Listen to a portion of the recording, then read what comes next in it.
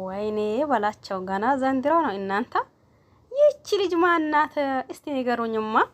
አሁን ደግሞ ፊቱ እንደይታየ ልብ ቅርጽ ሸፍኖ እንደ አረባኪ አንዳን እኮ እግርህን አይተን ማን እንደሆነ ነው የምናውቀው። አብርሽ ማለት ነው። መሸፋፈን ወይም ደግሞ መደባበቅ ተገቢ ነው ብዬ አላስብም። በማን ነው የምትደበቀው? ደግሞ ይቺም አሁን መጥታልኛለች። አሰይ ያባሰው መጣ ይላል የሀገሬ ሰው። ይህቺ ልጅ እኔ እኮ አላቃትን ብያችሁ እናንተ አንናገር አላችሁኝ።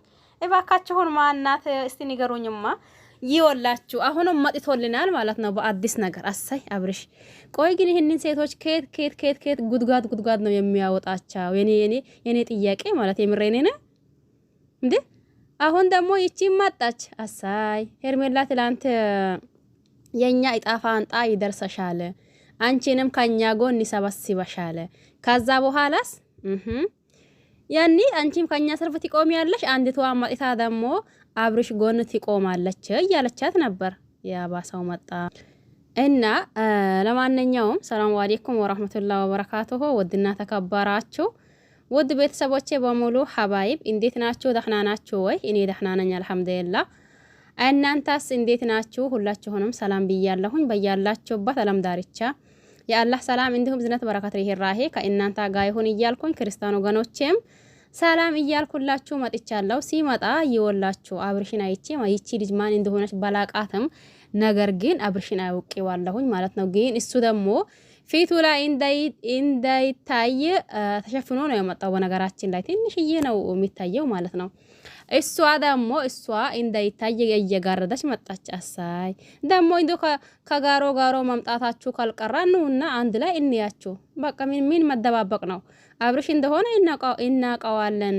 የአንዲቷ አፍቃሪ አብርሽ አፍቃሪ እንዶ ቢሰበሰቡ ወይ ሩታ የሆነ ጊዜ ታስታውስ እንደሆነ ማለት ነው። ሩታ የሆነ ጊዜ ምን ብላ ነበር? የምሬን በትክክል ነው ያለችው። ምን ብላ ነበር? ወንድነት ማለት ሴቶችን ማሰብሰብ አይደለም። አንተ እያደረከ ያለኸው ነገር ልክ እንደሊሆነ አይነግርሃለሁኝ። በዚህ ልክ ለምን እንደዛ ትሆናላ? እንዲሁም ደግሞ በዚህ ልክ ለምን እንደዛ ታደርጋላ?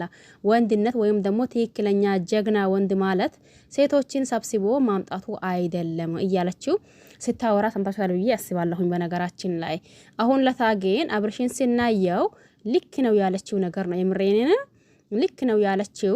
በዚህ ልክ ዛሬ እንደ ልብስ ነው እናንተ ልብስ በዚህ ፍጥረት ይቀየራል እንዴ? እኔ እንጃ። ቲቪ ራሱ እንኳን ልብስ ቀርቶ ቲቪ ራሱ በዚህ ፍጥነት አይቀያየርም። ምክንያቱም አብርሽ የሚያመጣቸው ሴቶች እንዴ አንድ ሳምንት ሲሆነው አይኑ በቃ ሌላ የተኛዋ ቆንጆ ናት፣ የተኛዋ ቆንጆ ናት፣ የተኛዋ ናት ትክክለኛ፣ የተኛዋ ደግሞ ህዝብ ፊት መታሳፍረኝ ቆንጆ የምትባለው እያላ አንድ ሳምንት ከአንዲቷ መቆያት ሲጀምር ከዛን ደግሞ ከዛኝቷ መምረጥ ይጀምራል ማለት ነው። የተኛዋ ናት፣ እንዴት ናት፣ የተኛዋ ናት እያላ ማለት ነው። ገባችሁ አይደል? አሁን ምን ሊላቸው ነው? አብርሽ እባክህን አንደኛው ህዝብን ግራ አታጋባው፣ ሲቀጥል ደግሞ ሴቶችን አትጫወትባቸው። አንተ በስራ ጉዳይ ብቻ ብትቀርባቸው እነሱ ደግሞ ሳያስቡት ወደ ፍቅር እየገቡ ነው። ስለዚህ በዚህ ሁኔታ ደግሞ ችግሩ ማን ነው? አንተክና ወይም ደግሞ አንደኛ አፍቅረህ ትክክለኛ ፍቅር ከነሱ ይኖራለው ብለህ አልጀመርከው። የተወሰነ ትቆያለህ እዛ ጋር እነሱ ደግሞ ልባቸው ሰጥቶ አይ በቃ አሁንስ ባሉበት ሰዓት ደግሞ አንተ ጥርግ ብለህ ሌላ ዋጋ ትሄዳለህ ማለት ነው። ይሄ ማለት ደግሞ በሴት ልጅ መጫወት ነው የሚሆነው። ባለፈው ኢፍሬም ተናግሯል። በነገራችን ላይ ምሬኔን አብርሽ ምንም ነገር አይደለም፣ ነገር ግን ደግሞ በሴቶች እየተጫወተ ነው ያለው። ይሄ ደግሞ የሴት እንባ ለሱ ለራሱ ጥሩ አይደለም። ነገና ከነጎዳ ይሄ እንባ አንድ ነገር ሊያስከትልበት ይችላል። ስለዚህ እባክህን እያላ ኢፍሬም እንትማን ነው ወንድሙ እንትና ማለት ነው። ማን ነበር ስሙ? ወንድሙ ዴቭ ለወንድሙ ለዴቭ እየተናገራ ነበር። ዴቭም ደግሞ እዛን ሰዓት እንግዲህስ አንደኛው ከኛ መሸሻ፣ ሁለተኛው ደግሞ ከሄርሜላና ከሩታ መሸሻ ነው ሴት እያላ እንጂ እሱ ማንኛውም ሴት ደፍሮ አያመጣም ሲለው እንትና ኤፍሬም ምን ብሎ ነበር? እንግዲህስ አብርሽ ማድረግ የማይፈልገውን ነገር አያወራም። ስለዚህ ይህንን ነገር ደግሞ ሊያደርገው ፈልጎ ነው እያወራ ያለው እያላ የእያንዳንዱን ሲናገር ሰምታችሁታል ብዬ አስባለሁኝ። ይሄ ነገር ደግሞ አሁን እንዳለም አመጣት እንትናን ፍቅርን ሲሆን ትንሽ ሁሉም ተረጋግቷል ህዝቡ በነገራችን ላይ ከዛ በፊት ለምን ፍቅር ስለነበረች አሁን ደግሞ ከፍቅር ህይወት ቀጥሎ ሳይሆን ሄርሜላንና እንዲሁም ደግሞ ሩታን ለማናደድ እንደሆነ ታወቀበት ማለት ነው። ሲቀጥል ደግሞ አሁን ከሁለት ቀን ነው መሰለኝ ከፍቅር የመጣው አሁን ደግሞ አንዲቷን እያመጣልን ነው። ያኔ በመጀመሪያ በሾርት ቪዲዮ እያመጣት ነው። ከዛን ደግሞ ዋናው ቪዲዮ ይመጣልናል። እናንተም ጠብቁ የሚመጣውን እንዲሁም ደግሞ የሚፈጠረውን ነገር ለማየት ያብቃችሁ። እኛም ደግሞ ያው እንዳልኳችሁ እንጠብቃቸዋለን።